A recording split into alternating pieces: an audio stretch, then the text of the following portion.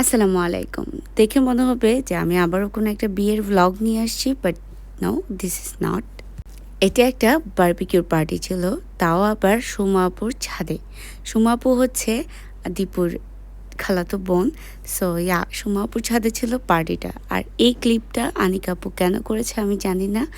ও কাজ করছে, আবার কাজ করতে করতে হাঁপাইও গিয়েছিল, তাই আর করেনি।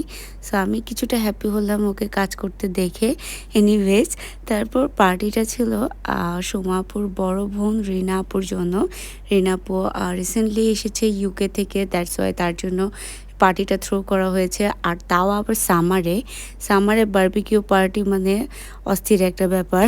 এনিওয়েজ, যাদের বাসায় প্রবাসী আছে তাদের জন্য কোনো সিজন নেই পার্টির জন্য। সোমাপুর ছাদে হচ্ছে সোমাপু পার্টিটা থ্রো করেছে। আর এইখানে রান্নাবান্নার কাজের জন্য অলওয়েজ এক্সপার্ট থাকে রোমা আপু, সোমাপুর বোন। তাই উনি হচ্ছে রান্নাবান্নার দায়িত্বে আছে, লাইক বারবিকিউটা উনিই করছে। সচরাচর ছেলেরা করে, বাট মেয়েরাই এক্সপার্ট আমার শ্বশুর বাড়িতে, ছেলেদের দরকার হয় না। বাট হ্যাঁ, পিচি ছেলেগুলো আছে বাতাস করার জন্য।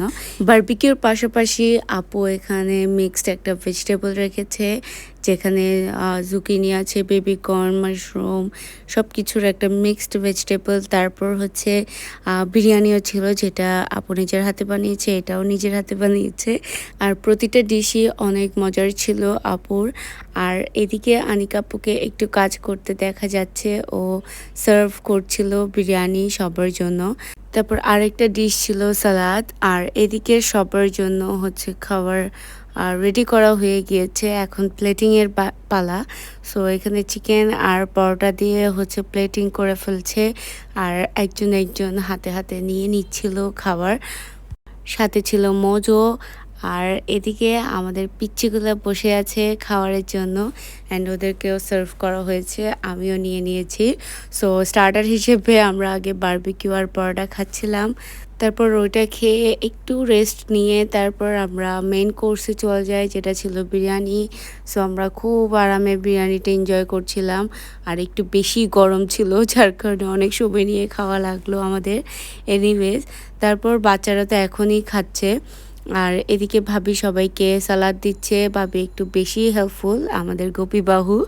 তারপর হচ্ছে আমরা সবাই যে যার যার মতো খাওয়া দাওয়া করলাম। আর এই পিচ্চিগুলোকে দেখে সবাই মাশাআল্লাহ বলবে, এগুলো আমাদের বাসার নিউ নিউ নিউ নিউ পিচ্চি। So that is it for today guys, আল্লাহ হাফেজ।